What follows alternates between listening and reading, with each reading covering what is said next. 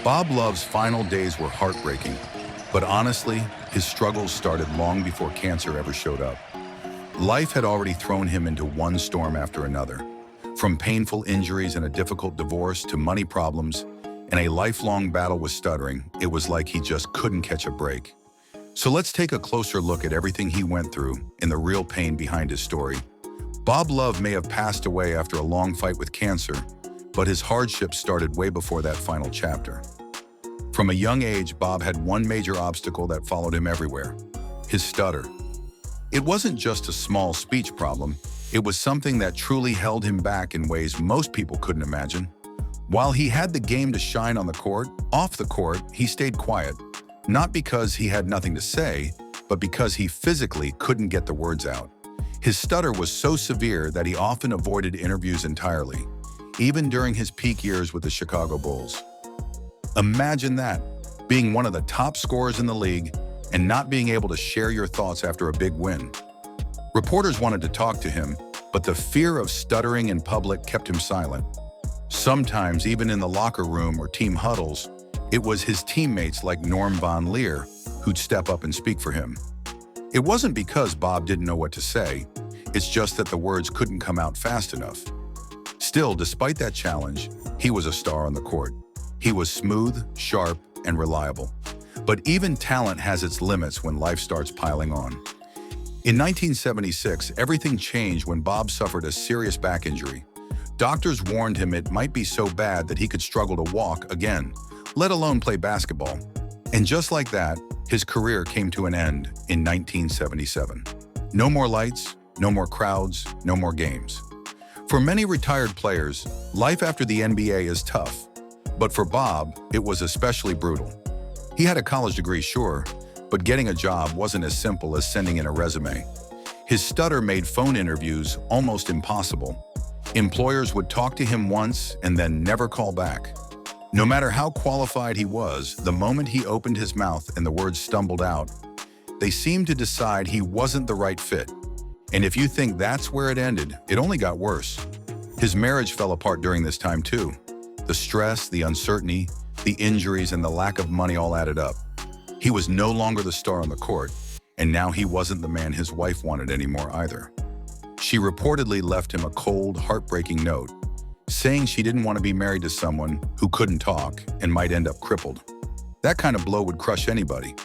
Financially, Bob wasn't set for life either. Back in his day, NBA players didn't make the kind of money stars make now. His highest salary was only $105,000, which sounds like a lot until you consider alimony, medical bills, and the fact that he couldn't land a stable job afterward. He went from NBA All-Star to broke, broken, and almost forgotten. There was even a point where he was doing menial jobs just to survive.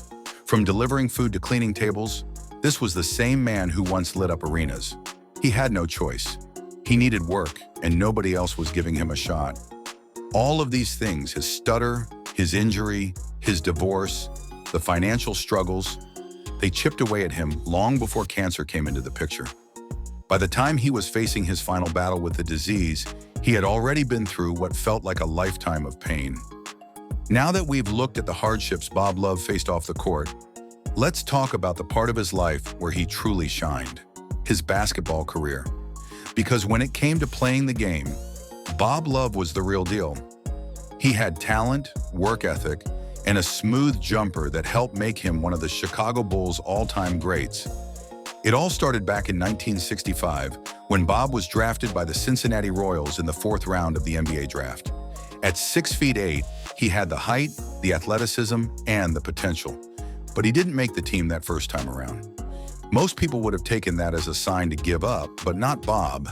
He took a different route and joined the Eastern Professional Basketball League for the 1965-66 season, and he made the most of that opportunity. There, he dominated, averaging over 25 points per game and earning Rookie of the Year honors. That season didn't just boost his stats, it boosted his confidence. He decided to give the NBA another shot, tried out for the Royals again, and this time he made the team. It wasn't a starring role right away. He spent 2 seasons mostly coming off the bench, learning the pace of the game, and trying to prove he belonged. But he was finally in the league, and that meant something. Then came 1968, and with it, a big shakeup. The Milwaukee Bucks selected him in the NBA expansion draft. But even before the regular season got underway, they traded him to the Chicago Bulls at Bob's request.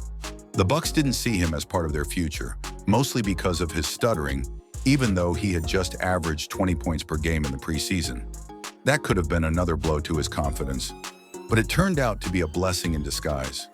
Landing in Chicago changed everything. Under coach Dick Motta, who would eventually be inducted into the Hall of Fame, Bob Love finally got the chance to show what he could do, and he didn't waste a second. He played for the Bulls for 8 seasons and led the team in scoring for 7 of them. He became a full-time starter during the 1969-70 season and immediately made an impact, averaging 21 points and nearly 9 rebounds a game. And that was just the beginning. Over the next few seasons, Bob Love became one of the best forwards in the entire league.